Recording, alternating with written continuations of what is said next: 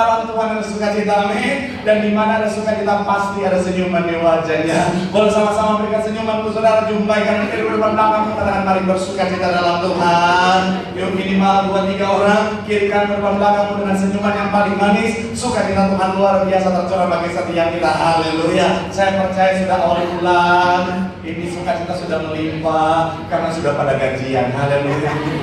Apalagi awal bulan, bulan terakhir, THR. Haleluya.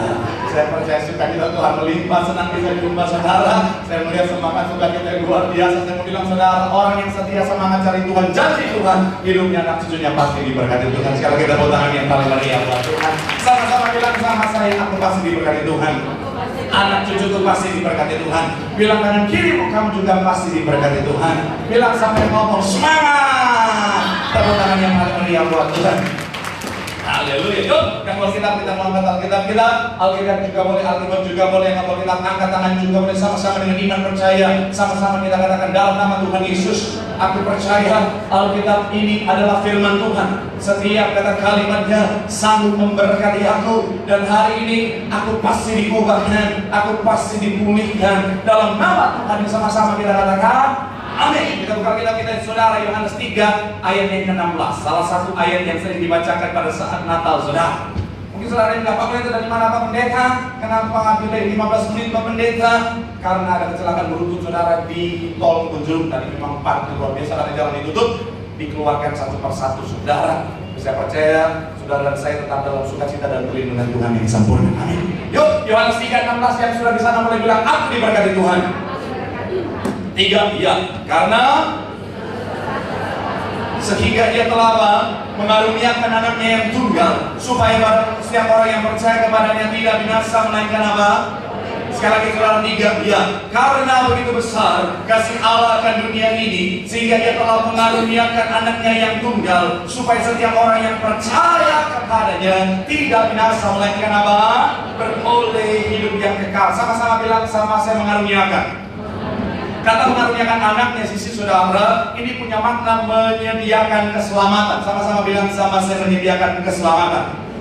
Amin. Saya mencatat di sini saudara, Tuhan kita adalah pribadi yang maha menyediakan. Sama-sama bilang sama saya, maha menyediakan.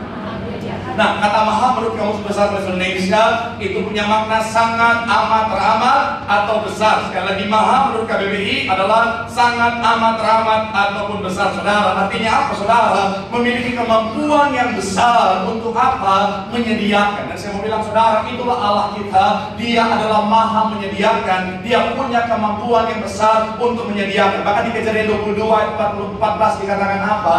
Sama-sama 3, ya. Dan Abraham menamai tempat itu apa? Tuhan. Sebab itu sampai sekarang dikatakan orang di atas gunung Tuhan akan apa?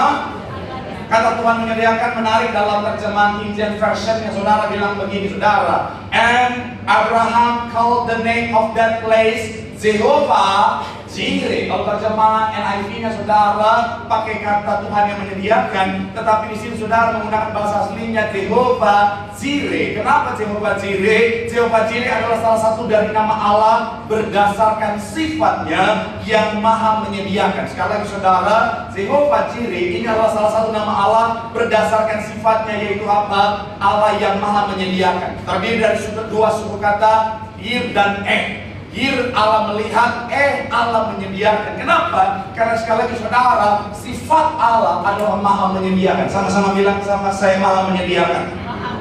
Tapi mungkin ada di antara saudara yang menatas dan berkata, Pak Pendeta, kalau sifat Allah adalah Allah yang maha menyediakan, kenapa saya belum melihat apa yang Tuhan sediakan? Kenapa saya belum melihat berkat? Kenapa saya belum melihat pemulihan? Kenapa saya belum melihat mujizat? Kenapa saya belum melihat jawaban doa? Di mana Allah yang katanya Allah yang punya sifat maha menyediakan itu? Saya mau bilang saudara, Allah yang maha menyediakan itu dalam konteks kemampuannya maha menyediakan. Tapi ada saat-saat di mana Tuhan atau Allah yang maha menyediakan tidak menyediakan saudara. Pendeta, maksudnya gimana? Saya mau bilang saudara, penyediaan Tuhan sebenarnya bukanlah tujuan akhir. Penyediaan Tuhan tujuan akhirnya adalah untuk kebaikan. Katakan amin. Roma 8 ayat 28. Allah turut bekerja dalam segala sesuatu untuk apa? mendatangkan kebaikan. Artinya apa? Ada saat di mana Tuhan mendatangkan kebaikan dengan cara apa? Tidak menyediakannya bagi setiap kita, saudara. Karena sekali lagi saudara, terkadang dalam ketidaksediaan itulah kebaikan bisa kita capai dalam hidup kita. Ini harus sama-sama kita mengerti saudara. Kenapa? Karena ada banyak orang ketika dia tidak melihat penyediaan Tuhan, sama seperti bangsa Israel, mereka akhirnya kecewa sama Tuhan, mereka akhirnya berpikir negatif sama Tuhan, bahkan akhirnya saudara ada yang bersungguh-sungguh sama Tuhan, bahkan ada yang berpikir untuk meninggalkan Tuhan. Makanya hari ini saya akan ajak saudara membahas satu tema khotbah, yaitu bicara tentang Tuhan yang maha menyediakan, yang tidak menyediakan. Sama-sama bilang sama saya maha menyediakan. Sama-sama bilang sama saya yang tidak menyediakan. Amin. Doa saya dan teman-teman hari saudara, saya akan punya pemahaman yang benar supaya yang terbaik itu yang bagi setiap kita akan terima. Tepuk tangan yang paling meriah dulu buat Tuhan. Haleluya. So, kapan Tuhan yang maha menyediakan itu tidak menyediakannya bagi setiap kita? Yang pertama, ketika itu bukan untuk kita. Sama-sama bilang sama saya ketika bukan untuk kita. Sama-sama bilang sama saya bukan untuk kita. Coba kita baca Matius 7 ayat 11. Matius 7 ayatnya yang ke-11. Sama-sama kita baca. Yuk, yang sudah di sana Matius 7 ayat 11 boleh bilang aku diberkati Tuhan. Sama-sama. 3 ya. Jadi apalagi apa? Bapamu yang di surga, ia akan memberikan yang baik. Sama-sama bilang sama saya memberikan yang baik kepada mereka yang. Nah, ayat ini saudara dengan tegas berkata bahwa kita punya Bapa yang baik. Bicara tentang Bapa yang baik di sini saudara, dia selalu menyediakan apa yang baik bagi setiap kita. Kita mencatat Bapa yang jahat saja tahu memberi apa yang baik bagi anak-anaknya, apalagi Bapa kita yang baik. Artinya apa? Kalau Tuhan mau menyediakan, pasti yang baik, katakan amin. Sama-sama bilang sama saya, pasti yang baik.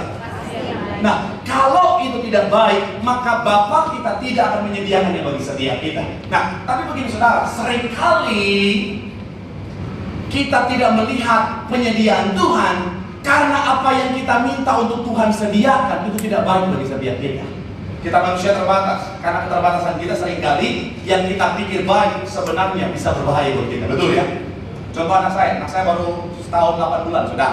Lagi lucu-lucunya dan lagi bikin papa mamanya rempong yang sudah. Dia lihat di sana, contohnya dia lihat soklin berwarna-warni berbunga-bunga. Terus dia bilang sama saya, tapi mau minum. Saya mau bilang saudara, sekalipun dia nangis jungkir balik sambil nyanyi apa deh. Nih, anak saya tuh lagi terkontaminasi lagu apa teh sudah.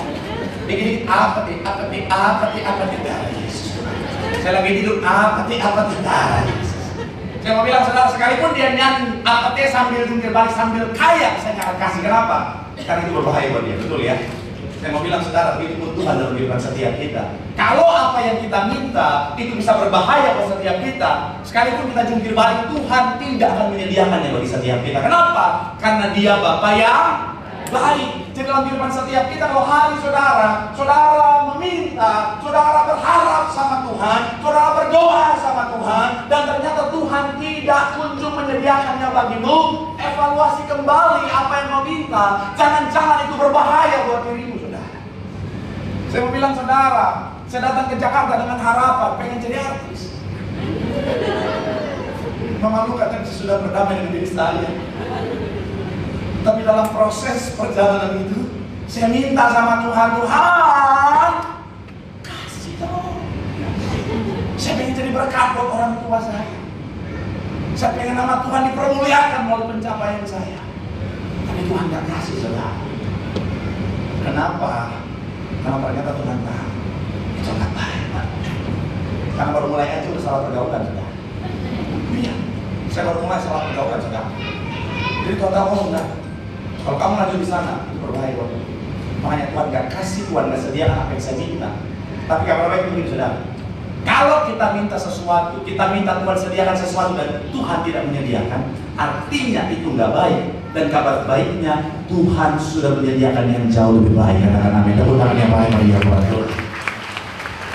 Jadi anak Tuhan, jangan ngotot. Halo? Saya mau bilang saudara, anak Tuhan harus punya mental berjuang. Katakan amin. Jangan mental teknik, jangan berjuang itu. habis sakit, lemes, nggak kuat, kayaknya enggak. Kita harus berjuang. Makanya kata berserah yang kita bahas minggu lalu, tetap melakukan yang terbaik yang menjadi bagian kita. Tapi hasilnya percaya sama Tuhan. Amin. Artinya begini saudara, jangan ngotot. Tugas kita lakukan yang terbaik. Tapi kalau Tuhan bilang no, jangan maksa sama Tuhan. Jangan bilang Tuhan, ya mau. Saya temukan yang paling banyak di mana anak muda yang minta jodoh. Oh Tuhan Yesus. Saya mau bilang ya, salam anak muda yang belum menikah. Nah, udah tahu mau disikat langsung. Sekali lagi, salam anak muda yang belum menikah. Kenapa? Anak muda suara kayak lansia. Lansia aja suaranya masih lebih mantap. Walaupun ada getaran-getaran air mandi lagi. Getaran-getaran yang kayak putih. Saya mau bilang ya, kalau Tuhan nggak kasih, jangan ngotot sama Tuhan. Mungkin banyak yang saya percaya anak muda, apalagi yang para wanita. Siapa anak muda wanita yang belum menikah? Nggak usah sok kalem kalau di gereja. Kalau di gereja aja. Banyak anak muda, mohon maaf ya, yang jomblo-jomblo apalagi pencitraan, ketawa aja. Kalau di rumah sampai mamanya lihat kesambet kau. Saya mau bilang ya, mungkin banyak anak muda wanita tempat ini yang belum menikah punya harapan. Tuhan, kalau boleh Tuhan, suamiku nanti adalah anggota BTS. Ya betul kan? Aku mau Tuhan jungkok jadi istri suamiku. Aku mau Tuhan leaning Central Park dari suamiku. Masih saudara ngomong sebelah kanan. Tapi saya mau bilang saudara, belum tentu itu yang terbaik. Amin.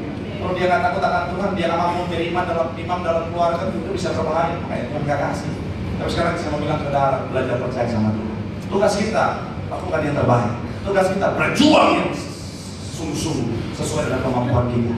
Tapi saya mau bilang saudara, kalau Tuhan belum sediakan, kalau Tuhan tidak sediakan, jangan ngotot sama Tuhan. Percaya yang Tuhan sudah sediakan jauh lebih baik dari apa yang kita minta. Tepuk tangan yang paling meriah buat Tuhan. Bilang sama kanan kirimu, Tuhan pasti menyediakan. Kalau Tuhan bagi setiap kita percaya sama Tuhan. Tepuk tangan yang paling meriah buat Tuhan. Haleluya. Yang kedua, kapan Tuhan yang maha menyediakan itu tidak menyediakannya bagi setiap kita. Yang kedua adalah ketika kita belum siap. Sama-sama bilang sama saya, ketika belum siap. Sama-sama bilang sama saya, belum siap. Ayatnya di mana Pak Pendeta? Saudara nanti bisa baca di rumah, kisah Yusuf dan juga kisah Daud. Kalau saudara ingat. Karena banyak jemaat pulang, mikirnya makan di mana? Bukan baca ayat firman Tuhan. Tapi sekarang saya mau bilang saudara, dalam kisah itu kita bisa menemukan bahwa apa? Tuhan sudah memberikan mimpi kepada Yusuf ketika Yusuf masih usia 17 tahun. Tuhan sudah kirim Daud untuk diurapi oleh Samuel. Itu saudara, ketika kurang lebih saat Daud usia 13 tahun. Tetapi dalam masa yang panjang, Yusuf 13 tahun 13 tahun menanti, Daud 17 tahun menanti saudara. Mereka semuanya dipersiapkan. Supaya apa? Mereka siap. Saya mau bilang saudara, ada banyak orang hanya fokus pada bersabarnya saja. Tapi memang itu yang pertama dan yang paling utama saudara. Kalau Tuhan belum kasih, belajar percaya ada waktu Tuhan, katakan amin. Nah, tetapi dalam penantian itu yang pertama bersabar. Sama-sama bilang sama saya, sabar. Yang kedua, sama-sama bilang sama saya, persiapkan diri. Nah, karena begini saudara, salah satu yang menjadi alasan kenapa bangsa Israel 40 tahun di padang gurun itu waktu yang lama. Padahal kalau mereka jalan di jalan yang benar, saudara, paling santai mereka sampai itu saudara 1 bulan. Karena kalau lari cepat, kalau saudara ingat keluarga Yusuf saudara, itu cuma 9 hari sampai saudara. Tapi kenapa mereka sampai 40 hari? Karena mereka tidak memantaskan diri mereka. Mereka tidak mempersiapkan diri mereka. Kabar baik sekaligus kabar buruknya, Tuhan kita adalah pribadi yang sabar saudara. Dan dia adalah pribadi yang akan bersabar sampai kita siap. Jadi kalau kita tak memantaskan diri kita, kalau kita tidak mempersiapkan diri kita, bisa-bisa penantian akan tetap menjadi penantian saudara. Makanya satu quotes yang saya ingin bagikan buat saudara, saudara bilang begini, seringkali penantian akan terus menjadi penantian karena kita tidak melayakkan atau memantaskan diri kita. Sekali lagi, seringkali penantian akan terus menjadi penantian karena kita tidak melayakkan atau memantaskan diri kita. Pertanyaan saya, Seandainya Tuhan sudah rancangkan saya, Tuhan sudah sediakan mimbar Tiberias untuk jadi tempat di mana saya melayani Tuhan. Tetapi dalam prosesnya saya belum memantaskan diri saya tidak belajar, saya tidak berusaha, saya tidak akhirnya mengupgrade kemampuan saya. Sehingga saya belum punya kemampuan untuk berbicara. Tuhan sudah kasih talenta, tapi saya biarkan begitu saja. Dan saya ngomongnya masih malu-malu, lihat orang pingsan, saudara. Kalau saudara jadi gembala Tiberias, contohnya, kalau saudara jadi gembala Tiberias, saudara akan menyediakan mimbar ini buat saya atau tidak? Saudara akan kasih, oke, Marcel, khotbah di depan jemaat Al-Sutra yang begitu banyak itu. Saudara akan kasih nggak? Yang kasih boleh katakan. Ternyata memang gak ada yang sayang sama saya di sini, oke fine. Iya, saudara nggak mengatakan aku saudara sayang sama saya. Kalau saudara nggak mau, saya malu dan pingsan di tempat ini. Itu saya positif thinking aja. Tapi betul, kalau sampai saudara langsung kasih kalau saya belum pantas, yang pertama saya bisa pingsan, yang kedua jemaat Al-Sutra bisa kosong. Ini jemaat mana yang mau datang? Setiap kali datang dia pingsan. Baru datang. Khotbah apa tadi? Tadi khotbahnya saya mau bilang sekali lagi saudara, kapan akan disediakan? Ketika saya pantas, ketika saya sudah layak. Terus saya mau bilang saudara, seringkali Tuhan begitu memberikan setiap kita. Jadi dalam penantian, layakkanlah dirimu, pantaskanlah dirimu. Karena kalau kita belum layak, kalau kita belum pantas bisa berbahaya. Kita kasih mobil kepada orang yang belum bisa nyetir, itu bisa berbahaya buat dia, betul ya? Kita kasih kendaraan kepada orang yang gugupan, belum bisa menenangkan diri, itu bisa berbahaya buat dia. Sekarang saya mau bilang saudara, dalam masa Tuhan belum menyediakan, pantaskan dirimu, layakkan dirimu. Ketika kau sudah layak, Tuhan pasti menyediakan bagimu. Dan tangan yang paling meriah buat Tuhan. Bilang sama dengan dirimu, layakkan dirimu, pantaskan dirimu, Tuhan pasti menyediakannya bagimu. Tepuk tangan yang paling meriah buat Tuhan. Yang terakhir saudara, sama-sama kita lihat apa atau kapan Tuhan yang mau menyediakan, tidak menyediakan yang bagi setiap kita adalah ketika iman dan kesetiaan kita sedang dilatih atau diuji. Sama-sama bilang sama saya iman, sama-sama bilang sama saya kesetiaan, sama-sama bilang sama saya dilatih, sama-sama bilang sama saya diuji. Yakobus 1 ayat 2 sampai 3 sama-sama. Ini mau sebutkan nama juga Pak. Yang sudah di sana Yakobus 1 2 sampai 3 boleh bilang aku diberkati Tuhan. 3 ya, saudara-saudaraku, anggaplah ketika kamu jatuh ke dalam berbagai-bagai pencobaan, termasuk dalam keadaan di mana seperti Tuhan tidak menyediakan bagi setiap kita, itu bicara tentang pencobaan. Ayat yang ketiga, sebab kamu tahu bahwa apa? Ujian terhadap imanmu, sama-sama bilang sama saya, ujian iman. Ayat terakhir kita saudara, sejalan dengan 1 Petrus 1 ayat 6 sampai 7. Ayat 6 sampai 7, yuk sama-sama. 3, ya, bergembiralah akan hal itu. Sekalipun sekarang ini kamu seketika harus berduka cita oleh berbagai-bagai pencobaan. Maksud semuanya itu ialah apa? Untuk membuktikan kemurnian imanmu yang jauh lebih tinggi nilainya daripada apa? Sama-sama bilang sama saya, iman itu berharga. Amin. Yang dipuji kemurniannya dengan apa? Api, sehingga kamu memperoleh dan kemuliaan dan kehormatan pada hari Yesus Kristus menyatakan. Saya mau bilang saudara, penyediaan seperti yang saya bilang bagian awal bukanlah tujuan akhir. Berkat, pemulihan, mujizat itu bukan tujuan akhir. Karena semua itu menyelamatkan. Saudara boleh terima mujizat,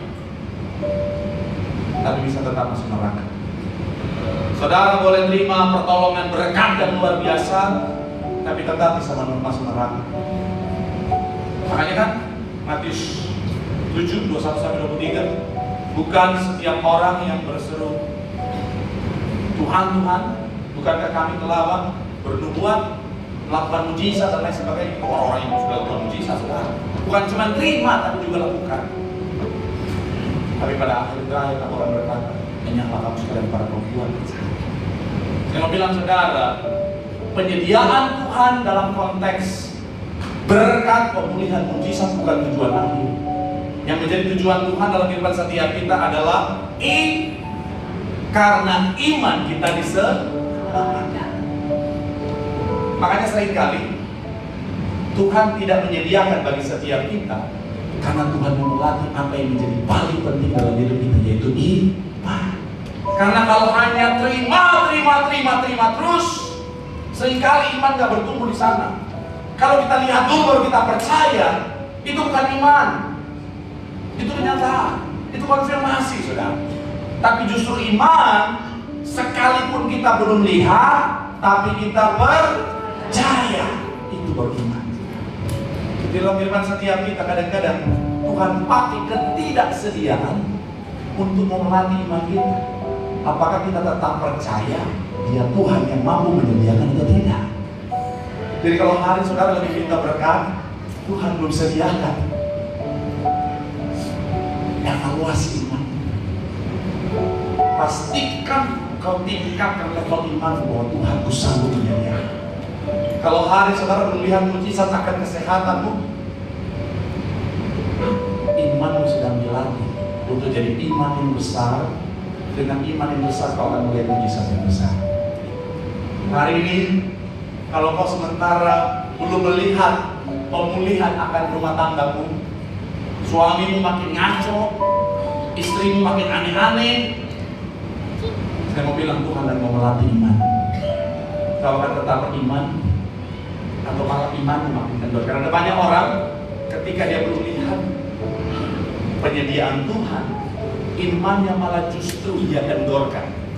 Kenapa saya bilang dia kendorkan? Karena kita yang menjadi decision maker-nya saudara soal iman ini, saudara. Dulu saya sempat salah. Waktu saya masih jemaat, saya datang sama pendeta, saya bilang, Pak Pendeta, tolong doakan supaya saya punya iman yang besar. Saya pikir Tuhan akan kasih iman yang besar kepada saya. Ternyata Tuhan kasih saya keadaan di mana di situ iman saya bisa bertumbuh. Tapi datang kembali, saya menentukan iman saya akan bertumbuh, akan saya tumbuhkan, saya kuatkan, atau justru saya gradasi atau saya rendahkan saja. Makanya kan kalau saudara pernah nonton ada satu film yang bagus banget, dia bilang begini, ketika kita meminta iman, Tuhan memberikan kita iman atau kesempatan untuk kita beriman sama Tuhan. Sekali lagi kita bilang ya, kalau Tuhan belum sediakan, Tuhan lagi mau melatih iman.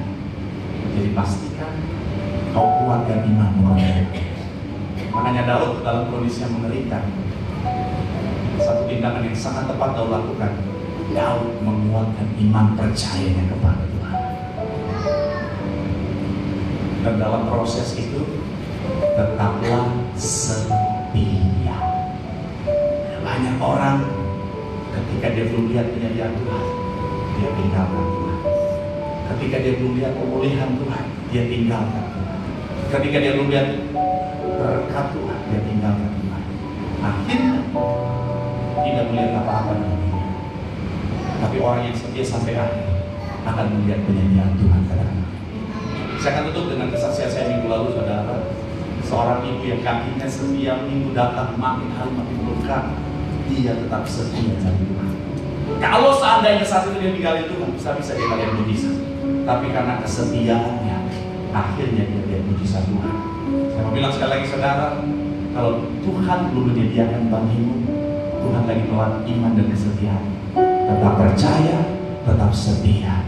Orang yang setia sampai akhir akan memperoleh mahkota kehidupan. Tepuk tangan sekali lagi yang paling meriah buat Tuhan. Bilang sama kanan kirimu, tetap percaya, tetap setia. Dia Tuhan yang pasti menyediakan. Tepuk tangan yang paling meriah. Yang diberkati berlambaikan tanganmu. Tepuk tangan sorak-sorai yang paling meriah buat Tuhan. Haleluya. Selidiki aku, lihat hatiku, apakah ku sungguh